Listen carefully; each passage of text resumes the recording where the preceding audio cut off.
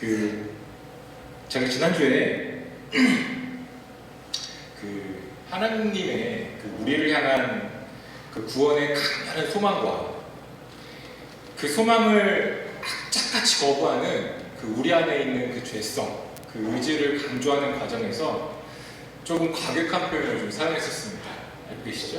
네. 근데 이제 제가 지금 다른 사람에게 이게 보여지는 이미지가 조금 강하다 보니까 그것을 간과한 나머지 간과했습니다. 그래서 혹시 그것으로 말미암아 좀 마음의 부담을 좀 가지셨거나 혹 상처를 받으신 분이 계시다면 제가 이 자리를 빌어서 좀 사과하고 싶습니다.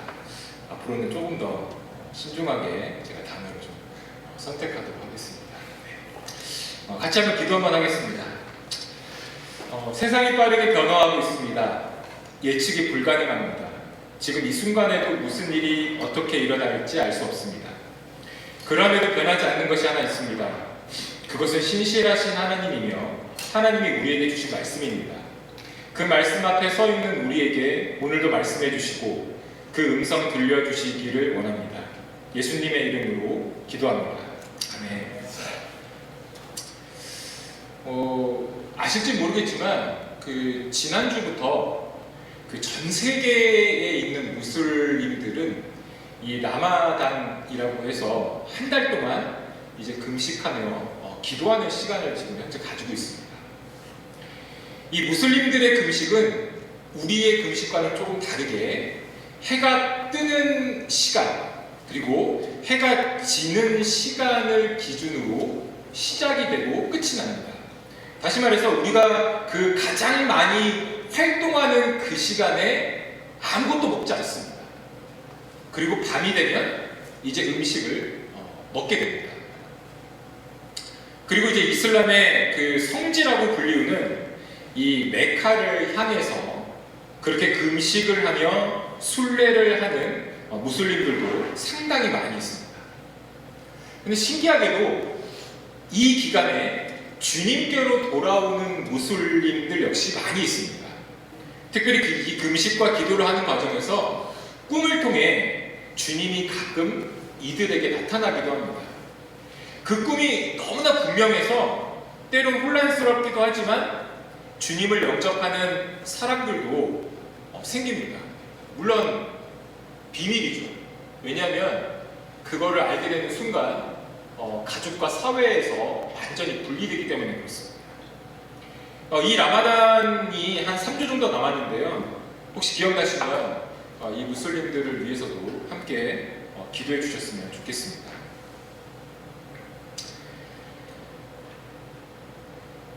이에 못지않게 전 세계에 있는 기독교인들에게 이번 한 주는 너무나 각별하고 중요합니다.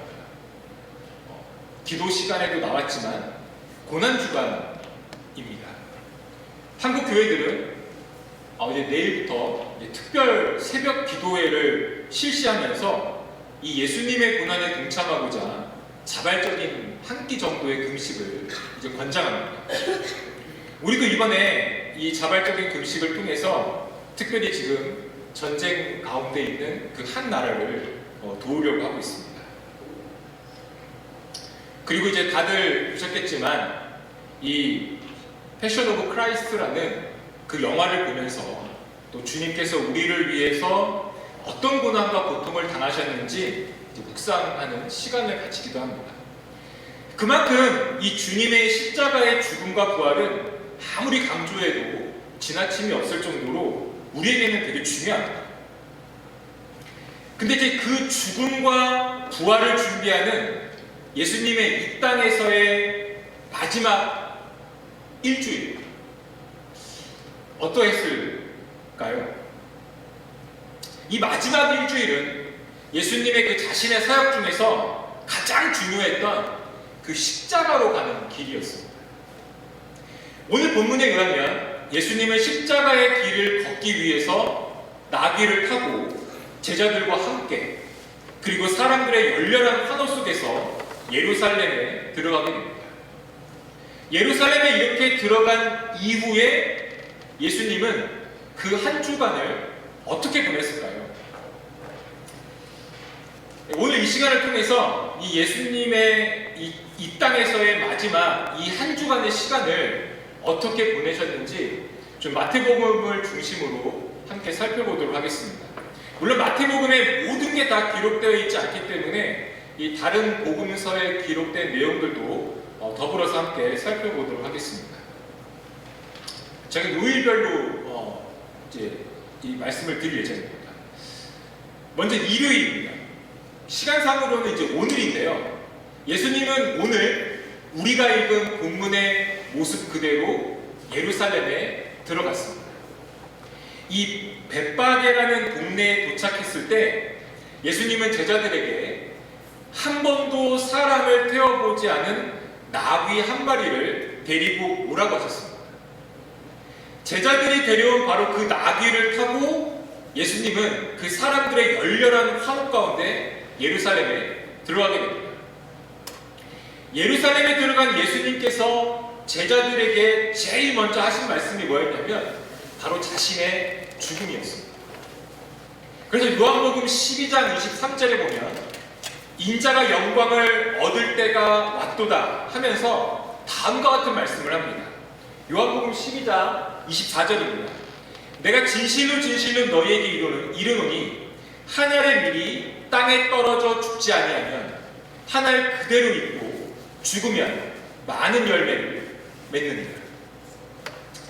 자신의 죽음을 이 한 알의 밀이 땅에 떨어져 죽어서 많은 열매를 맺는 것으로 비유합니다. 즉 자신의 죽음으로 말미암아 이 세상 사람들이 진정한 구원을 얻을 수 있다고 이야기하고 있습니다. 마가복음 11장 11절에 보면 예루살렘에 들어와서 제일 먼저 방문한 곳은 성전이었습니다. 그러니까 성전을 한번 쭉 둘러보시고 베다니로 가셨습니다. 이 베다니는 예루살렘에서 한 3km 정도 떨어진 거리에 있는데 여기에 누가 있냐면 마르다와 마리아와 그리고 죽었다가 다시 살아난 나사로가 살고 있는 동네였습니다. 아마도 이곳에서 그날 밤을 지내신 것으로 추측이 됩니다. 월요일이 되었습니다. 예수님께서 하신 일은 월요일에 하신 일은 딱 두 가지입니다. 먼저 마태복음 21장 19절에 보면 이 베다니에서 예루살렘 성전으로 가는 길목에 열매가 없었던 무화과 나무를 저주하십니다. 이제부터 영원토록 내가 열매를 맺지 못하리라. 이 말씀을 하시고 나서 어제 방문했던 그 예루살렘 성전을 다시 방문합니다. 이것에 대한 기록이 마태복음 21장 12절에서 17절에 기록되어 있는데 예루살렘에 도착한 어제 그냥 한번 쫙 둘러보셨다면 오늘은 월요일은 성전에 가셔서 그 성전의 올바른 역할을 명확하게 말씀하십니다. 마태복음 21장 13절에 보면 바로 기도하는 집이라고 정확하게 말씀하셨습니다.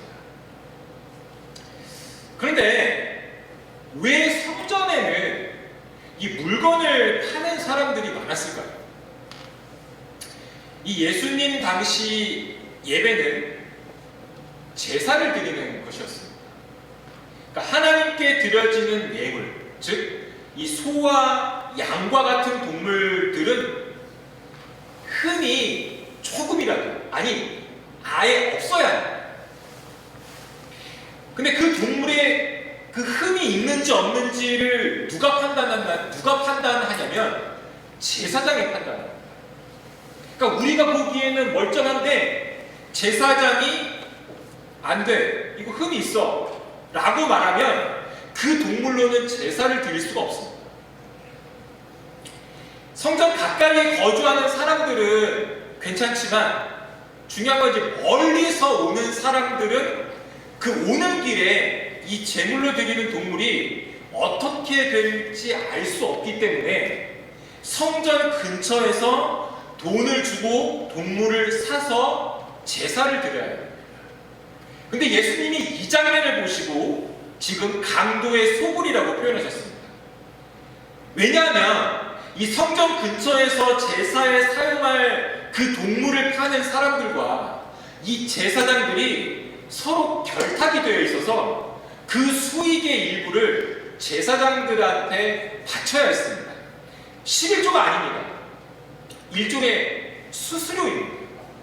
그러니까 그 수수료를 많이 주는 사람들에게는 제사장이 성전에서 가장 가까운 소위 명당이라고 말하는 그 자리를 주고, 그렇지 않은 사람들에게는 아예 장사를 하지 못하게 하거나 멀리 자리를 배정합니다.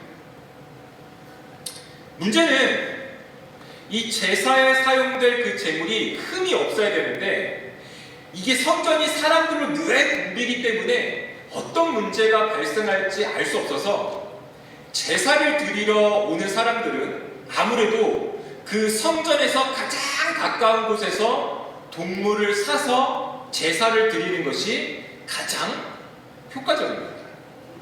그래서 그 장소를 차지하기 위해서 장사꾼들은 이 제사장들과 밀거래를 하고, 제사장들은 그 대가로 자신들의 배를 채우고 있었습니다. 그 상황을 이미 아셨던 예수님이 이 성전을 강도의 소굴로 만든 제사장들을 책망하시면서 기도하는 곳이라는 정체성을 다시 선포하시는 장면입니다. 이 당시 제사장들은 하나님의 대리자 역할을 했습니다. 제사장들을 통해서만 죄를 용서받을 수 있었고, 기도할 수 있었고, 불치병이었던 이 문둥병의 확진과 완치 역시 제사장들이 판단했습니다. 이렇게 이스라엘 백성들의 중요한 책무를 감당해야 했던 이들이 돈의 눈이 어두워서 성전의 본래 기능은 아예 보이지도 않고 제사는 형식만 남아있는 그 모습을 예수님이 보신 겁니다. 이 모습이 열매를 맺지 못하는 그 무화과 나무와 같았기 때문에 예수님이 그 무화과 나무를 보면서 영원히 열매를 맺지 못하도록 저주하게 된 것입니다. 화요일입니다. 이날 예수님은 자신을 적대하던 사람들과 여러 가지 논쟁이 정말 많이 있었던 날입니다.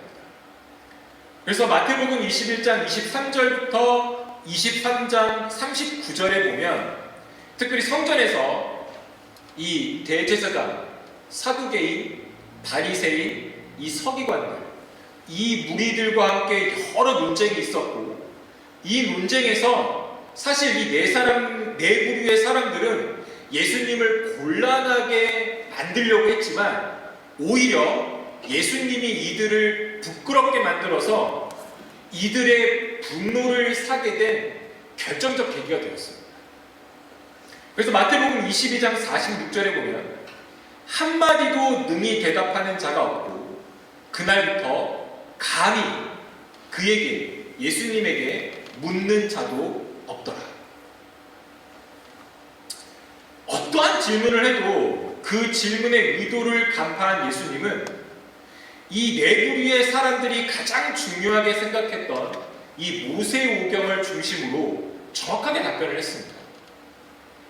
예수님에게 편견이 있었던 사람들의 마음에는 감동을 주었고 더 이상 아무런 말도 할 수 없게 만들었습니다.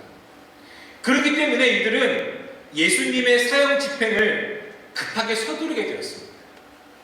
왜냐하면 많은 사람들 앞에서 자신들을 부끄럽게 만드는 그 예수님을 도저히 용납할 수 없었습니다. 이들도 예수님 못지않게 모세율법에 능통했지만 그 안에 숨겨진 깊은 의미를 알지 못했기 때문에 예수님을 이길 수 없었습니다. 그렇게 논쟁이 끝나고 나서 예수님은 이 종말과 관련된 말씀을 하셨습니다. 마태복음 24장과 25장을 보시면 되겠습니다. 이 세상의 마지막 때, 다시 말하면 예수님이 다시 오시는 그때에 일어나는 현상, 그리고 그때 우리 믿는 사람들이 과연 무엇을 해야 하는지가 자세하게 나타나 있습니다. 대표적인 구절 한 개만 같이 한번 보도록 하겠습니다. 마태복음 24장 4절부터 8절입니다. 예수께서 대답하여 이르시되 너희가 사람의 미혹을 받지 않도록 주의하라. 많은 사람이 내 이름으로 와서 이르되 나는 그리스도라 하여 많은 사람을 미혹하리라. 난리와 난리 소문을 듣겠으나 너희는 삼가 두려워 말라. 이런 일이 있어야 하되 아직 끝은 아닙니다. 민족이 민족을, 나라가 나라를 대적하여 일어나겠고 곳곳에 기근과 지진이 있으니 이 모든 것은 재난의 시작입니다. 그리고 25장을 넘어가게 되면 그 유명한 이 기름을 준비한 5처녀와 준비하지 않은 5처녀, 이 10처녀 비유, 그 다음에 달란트 비유, 그리고 양과 염소의 비유가 기록되어 있습니다. 나중에 이제 24장과 25장을 자세하게 한번 읽어보시면 되겠습니다. 수요일이 되었습니다.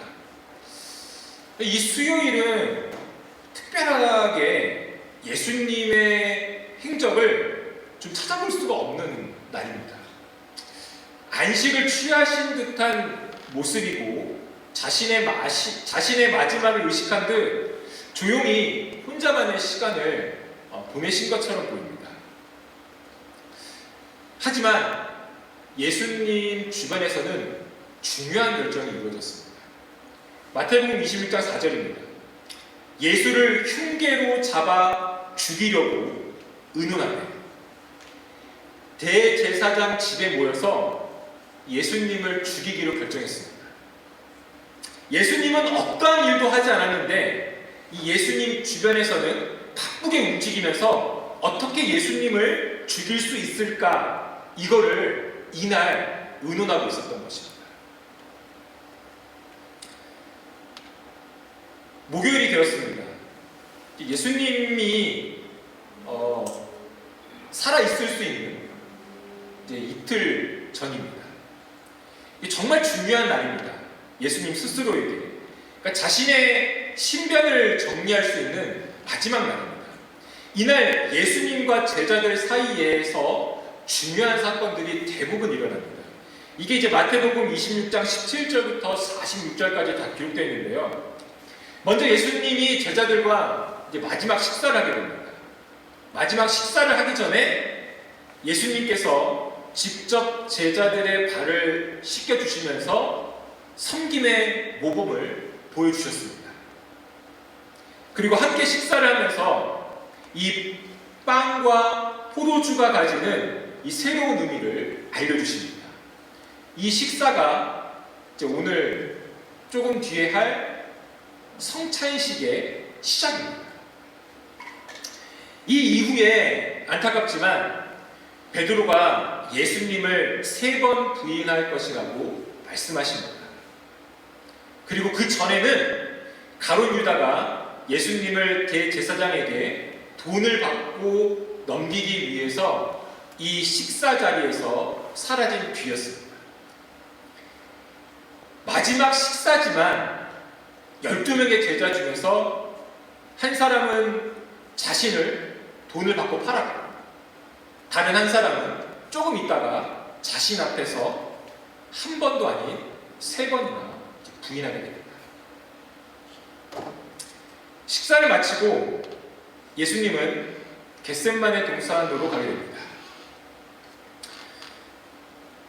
우리의 죄, 아니 인간의 모든 죄를 지고 가야 할 그 십자가의 길을 걷기 위해서 예수님은 이제 홀로 기도를 하게 됩니다. 하나님 앞에서 홀로 자신의 모든 것을 쏟아놓는 그 예수님의 모습, 상상이 되십니다.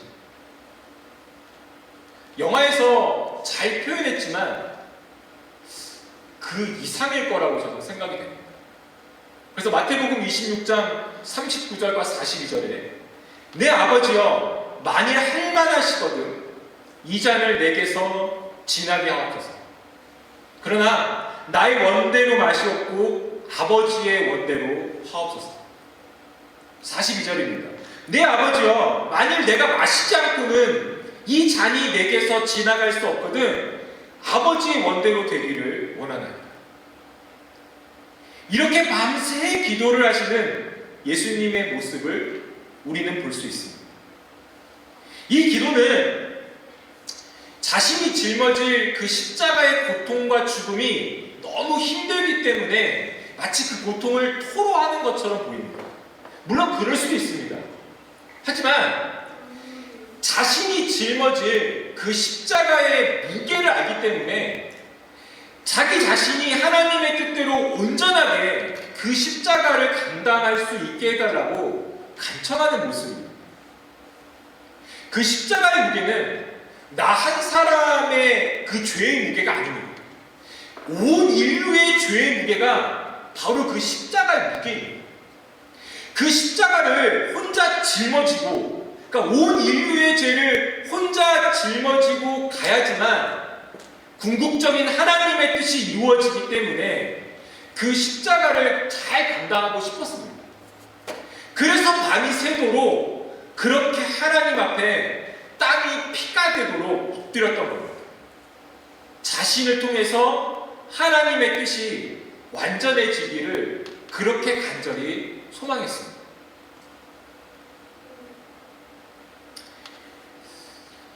마태복음, 마가복음, 누가복음만 보면 그 예수님과 제자들의 마지막 만찬 자리에서 예수님이 마치 그 성찬식과 관련된 빵과 포도주에 대해서만 이야기한 것처럼 보입니다. 근데 우리도 이제 같이 식사를 하다 보면 사실 그렇게 짧은 대화가 이루어질 가능성은 거의 없잖아요. 근데 이제 우리가 요한복음을 보게 되면 그 자리에서 얼마나 예수님께서 많은 말씀을 하셨는지 알 수 있습니다. 요한복음 13장부터 요한은 자신의 복음서인 요한복음 13장부터 17장까지 총 이 5장의 분량을 할애해서 이 마지막 만찬의 자리에서 예수님이 자신을 포함해서 제자들에게 어떤 말씀을 하셨는지 정말 자세하게 기록하고 있습니다. 대표적으로 요한복음 14장에는 자신의 부활과 승천 이후에 보내실 그 성령님에 대한 이야기가 기록되어 있고, 17장에 보게 되면 예수님께서 마지막으로 어떤 기도를 하셨는지 아주 구체적으로 기록하고 있습니다. 방금 제가 언급한 그 십자가에 대한 기도도 있지만 요한복음 17장에 보게 되면 기도의 모습이 상당히 구체적입니다.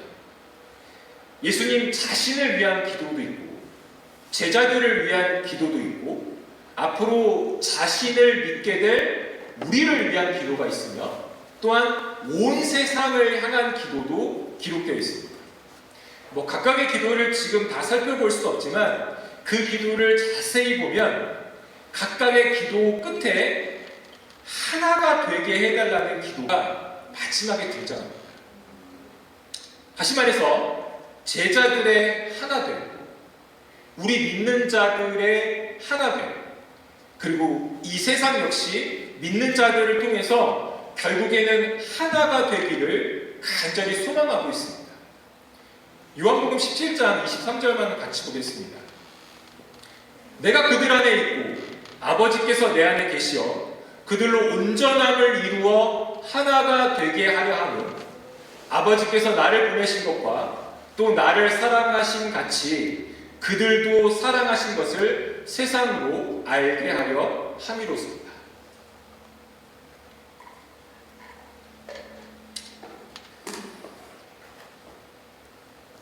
이제 금요일이 되었습니다.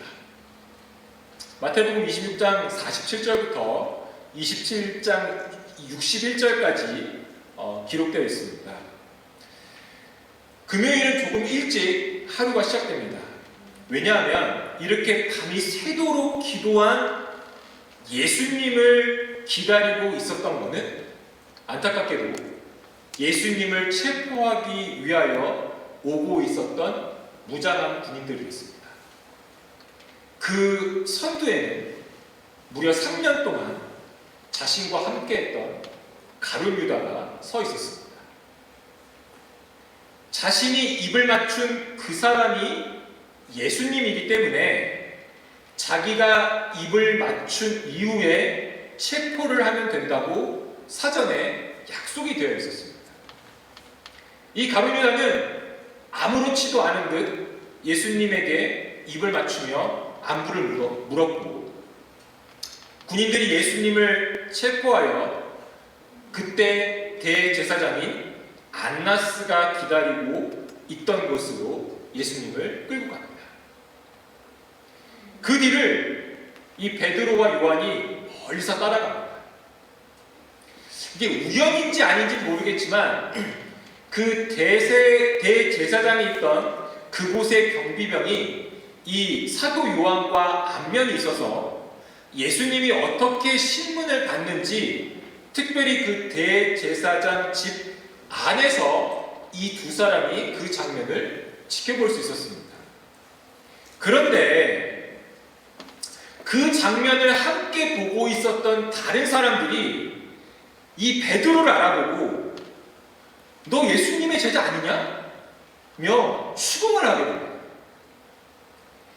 그러니까 본의 아니게 이 추궁에 베드로는 연달아가 아니라 시간 차이를 두고 3번이나 부인하게 됩니다. 맨 마지막에는 아예 예수님을 저주하면서, 강하게 저주하면서 아니라고 부인합니다. 그 마지막에 아니라고 말을 함과 동시에 베드로는 예수님과 눈을 마주치게 됩니다. 그리고 새벽을 알리는 닭의 울음소리를 또한 듣게 됩니다. 전날 저녁 마지막 식사를 하면서 특별히 자신에게 말씀하셨던 예수님을 떠올립니다. 그 예수님의 말씀과 자신을 쳐다보았던 그 눈을 기억하며 그는 사람이 없는 곳에서 눈물을 흘리게 됩니다. 목숨까지 바치겠다고, 죽음도 불사하겠다고 예수님과 다른 제자들 앞에서 당당하게 이야기했던 자신의 모습과 완전히 반대되는 행동을, 그것도 체포된 예수님 앞에서 했다는 것이 너무나도 가슴이 아팠던 것입니다. 후회되었습니다. 예수님의 12제자는 사도 요한을 제외하고 모두 순교를 당했습니다. 베드로는 특별히 십자가 처형을 당했다고 알려져 있습니다. 하지만 예수님 앞에서 3번이나 당당하게 부인했던 그 자신의 모습 때문에 베드로는 예수님처럼 똑바로 십자가에 달려 죽을 수 없다며 십자가에 거꾸로 매달려 죽게 됩니다.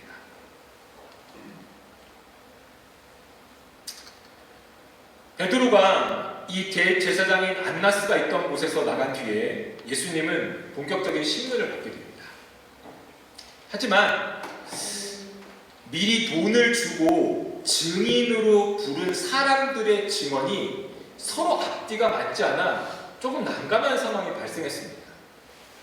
결정적인 증거를 찾아야 했는데 찾지 못하고 우왕좌왕하고 있던 그때 이 대제사장의 결정적인 유도신문이 시작됩니다. 결국 예수님은 그들이 그렇게 간절히 원하던, 기다리던 그 대답을 하게 됩니다. 마태복음 26장 63절에서 66절까지입니다. 예수께서 침묵하시더니 대제사장이 이르되 내가 너로 살아계신 하나님께 맹세하노니 너가 하나님의 아들 그리스도인지 우리에게 말하라. 예수께서 이르시되 내가 말하였느니라. 그러나 내가 너희에게 이르니 이후에 인자가 권능의 우편에 앉아있는 것과 하늘 구름을 타고 오는 것을 너희가 보리라 하시니, 이에 대제사장이 자기 옷을 찢으며 이르되 그가 신성모독하는 말을 하였으니 어찌 더 증인을 요구하리요. 보라, 너희가 지금 이 신성모독하는 말을 들었도다. 너희 생각은 어떠하냐? 대답하여 이르되 그는 사형에 해당하리라.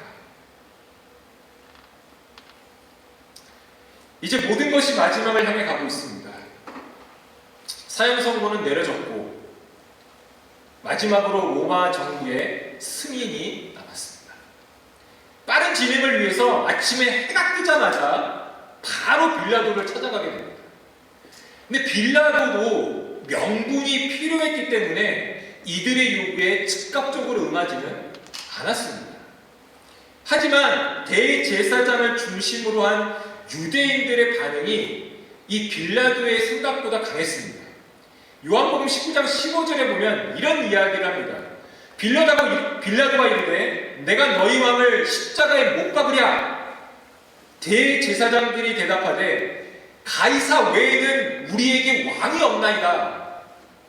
예수님을 강하게 거부합니다. 그 당시 이스라엘을 다스렸던 로마 황제의 이름을 말하면서 로마 황제만 충성되게 섬기겠다고 다짐하는, 자신의 이익을 위해서 영혼까지 팔아넘기는 이들의 모습을 볼 수 있습니다. 이렇게까지 강하게 이야기하는 이들에게 빌라도는 예수님의 사형을 로마 정부의 이름으로 승인해 줍니다. 빌라도는 이 한 번의 결정으로 우리가 매주 예배 시간마다 함께 있는 사도신경에 예수님을 죽인 주범으로 그 이름을 올리게 됩니다. 사형 선고는 공회에서 결정했습니다. 그리고 그 공회에서 주도적으로 활약한 이 대제사장 안나스의 이름은 없고 우리도 기억을 못하지만 사형 선고를 승인한 이 빌라도의 이름만 남았습니다. 이 이름은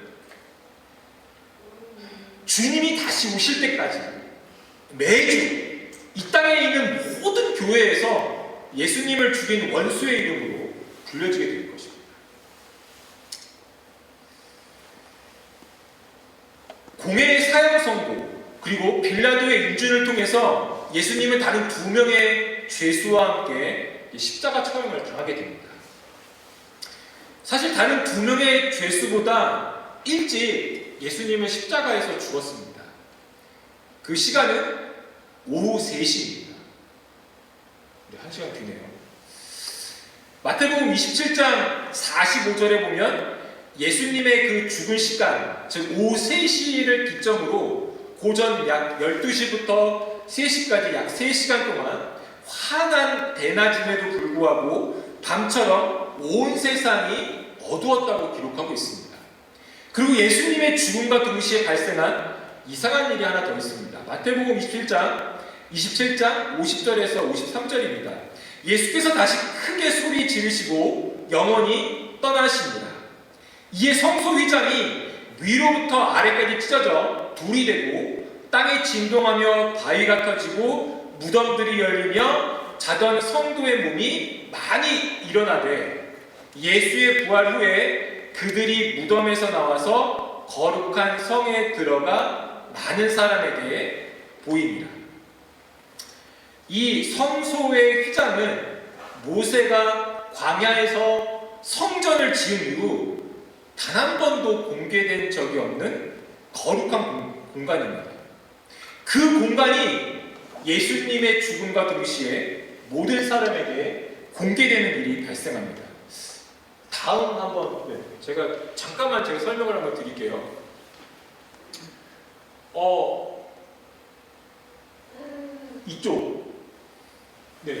이쪽에 왼쪽이 그 지성소라고 불리는 곳이고 오른쪽이 이제 성서라고 불리는 곳이고요. 요 둘 사이에 있는 요 커튼, 요게 휘장입니다. 왼쪽에 이 지성소에 들어있는 물건은 3개입니다. 하나는 그 모세가 하나님에게서 받은 그 10계명의 2 돌판, 그 다음에 만나를 모아둔 항아리, 그 다음에 3번째는 아론의 쌍난 지팡이입니다. 그런데 아시겠지만 이제 광야 40년 생활 그리고 성전이 이제 옮겨지는 과정 가운데 이 아론의 쌍난 지팡이와 만나를 담아둔 항아리는 잊어버렸습니다. 그래서 그 지성소에는 그 모세가 하나님에게서 받은 그 10계명의 2 돌판만 있습니다. 저기는 앞에 이제 그 오른쪽에 보시면 이제 흰색의 뭐가 보이는 저게 이제 대제사장인데요. 그 대제사장만 그것도 1년에 딱 한 번, 그 레위기에 보면 이제 대속죄일이라고 나오는데 그날 딱 한 번만 저 지성소에 들어갈 수 있습니다. 그런데 저기가 이제 하나님이 계시다, 하나님의 임재의 상징인데 대제사장이 들어갈 때 그냥 들어가지 않습니다. 발목에 줄을 매달고 들어갑니다.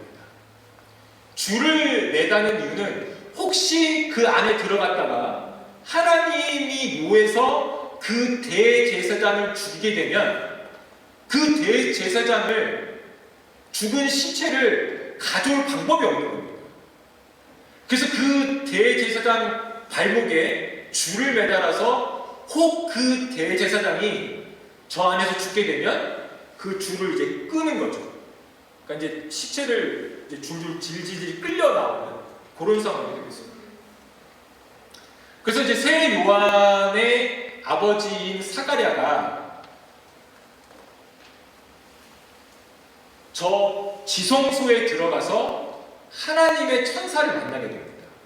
그리고 자녀가 없었던 그 세례 요한의 그 부모에게 내년에 자녀가 있을 거라고 얘기를 했는데 그 천사를 만난 장소가 어디냐면 바로 저 지성소가 되겠습니다.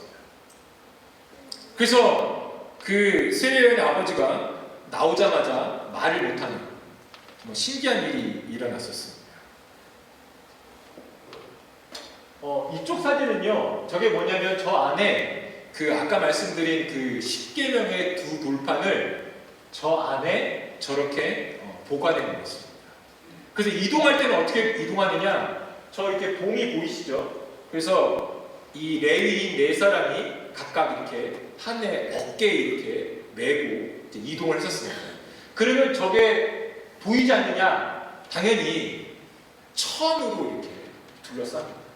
그래서 절대 볼 수가 없어요, 일반 사람들이.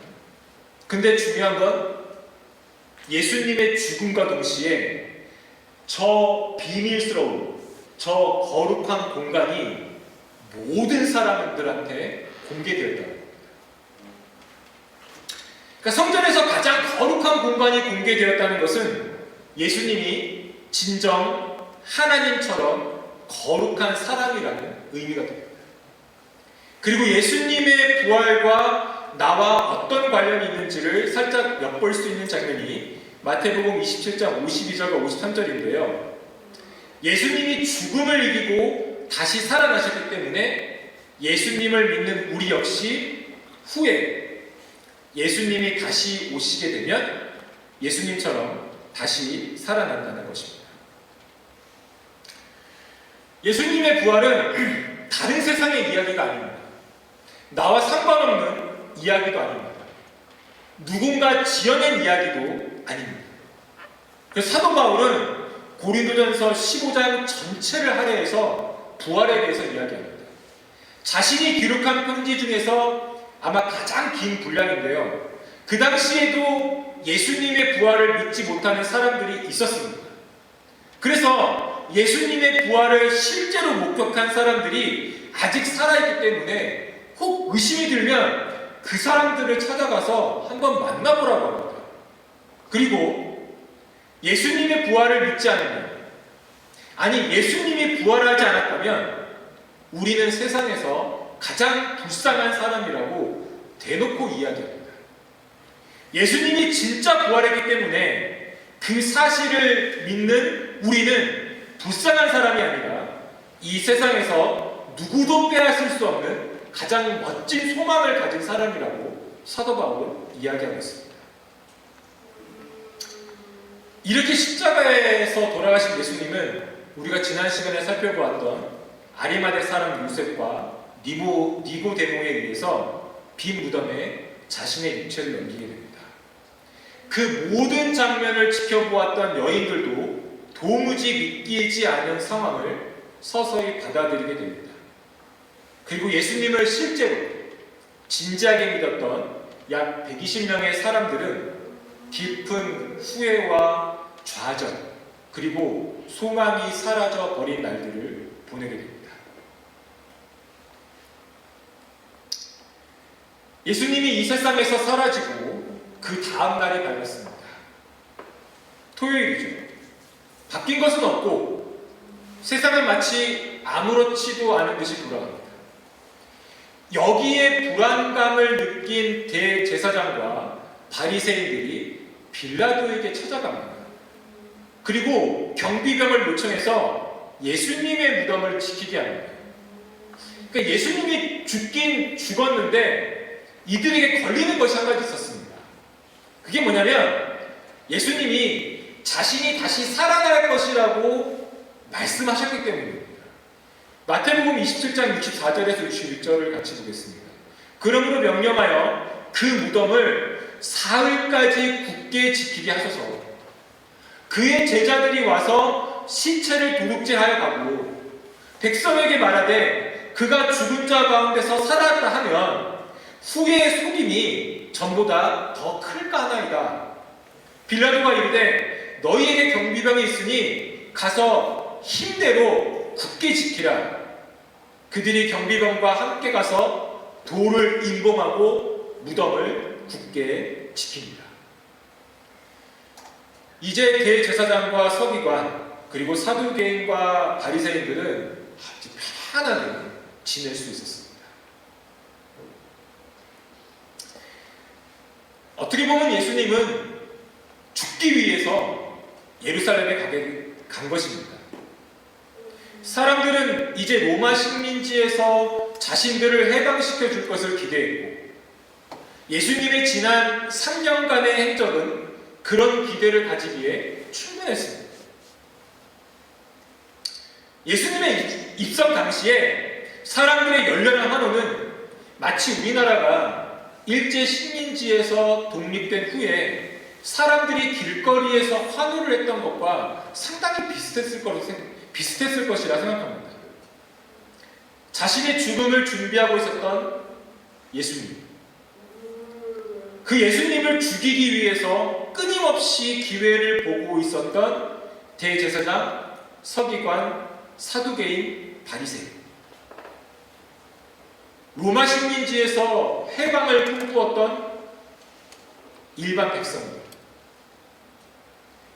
3년간 예수님을 따라다녔고 이제 그 마지막 계획에 동참하고 있다는 12제자의 그 소망과 기대감, 예루살렘을 향하여 가던 예수님과 그곳에서 그를 기다리고 있었던 모든 사람들의 생각이 이렇게 저마다 달랐습니다. 30세에 자신의 사역을 시작하신 예수님은 3번의 유월절을 보내고 33살의 젊은 나이에 유월절에 진정한 희생제물로 십자가에서 그의 삶을 마감하게 됩니다. 자신의 몸에 있었던 물과 피를 온 인류의 죄를 위해서, 아니 바로 나의 죄를 위해서 그것도 십자가에서 아낌없이 모두 쏟아부었습니다. 하나님은 이 방법이 아니라 다른 방법으로도 충분히 나를 구원할 수 있었습니다. 예수님도 하나님께 하나님 이게 최선입니까? 다른 방법은 없습니까? 이렇게 물어보았을 수도 있습니다. 그때 하나님의 대답은 이게 최선이다. 다른 방법은 없다.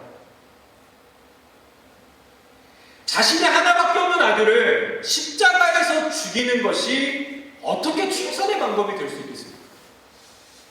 예수님이 십자가에서 마지막 절규를 합니다. 엘리 엘리 라마 사박다니, 나의 하나님 나의 하나님 어찌하여 나를 버리셨나이까.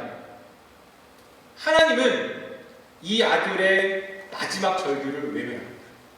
아니 그 전에 온 땅이 이미 밤처럼 깜깜했습니다. 하나님이라고 하지만 차마 아들의 마지막 모습은 보기 힘들었던 것은 아닐까요? 이 모든 것은 바로 나를 위한 하나님의 철두철미한 계획에 의해서 이루어졌습니다. 이 계획의 마지막에는 어느 누구도 감히 상상하지 못했던 자신의 아들의 죽음이 있었습니다. 그 죽음과 희생으로 말미암아 나는 하나님 앞에서 거룩한 존재가 되었습니다. 그리고 나에게 주어진 일주일, 일요일, 월요일, 화요일, 수요일, 목요일, 금요일, 토요일을 살아가고 있습니다. 나의 지난 일주일은 어땠습니까? 이제부터 살아갈 앞으로의 일주일을 어떻게 지내시겠습니까?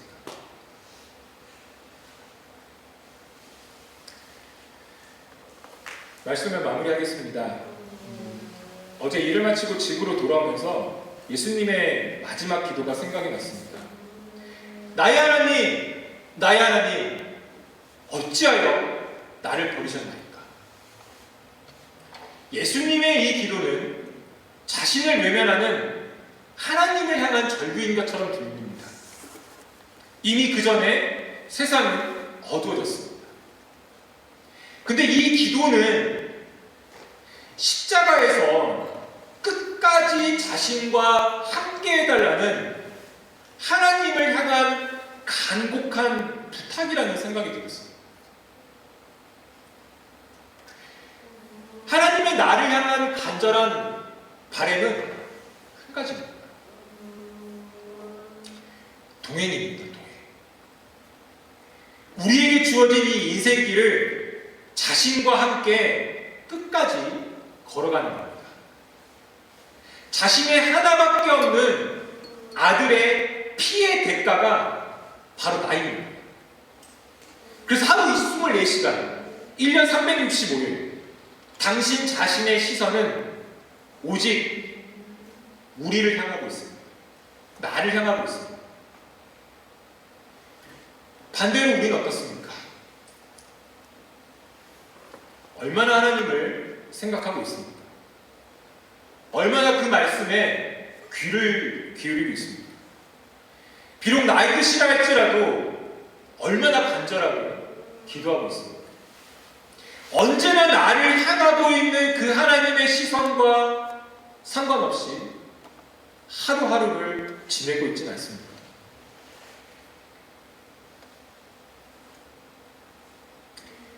올해도 어김없이 부활절은 우리를 찾아오고 있습니다.